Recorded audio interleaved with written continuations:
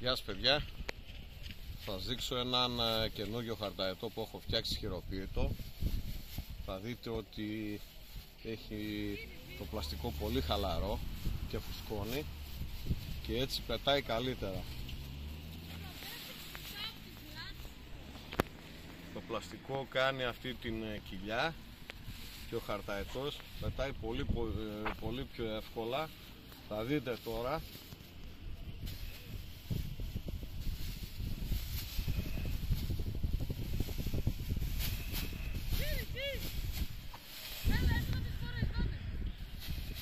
Με λίγο αέρα, αλλά επειδή φουσκώνει το πλαστικό πετάει πολύ πιο εύκολα.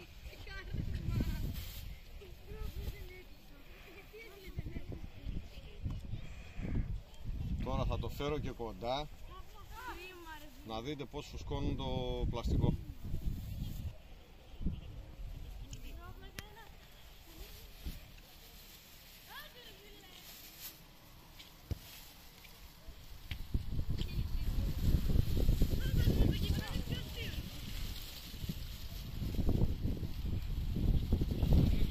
Πετάει μπροστά μας πολύ εύκολα.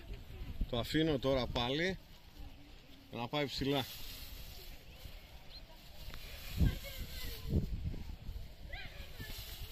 Ενώ έχει λίγο αέρα πετάει πολύ εύκολα.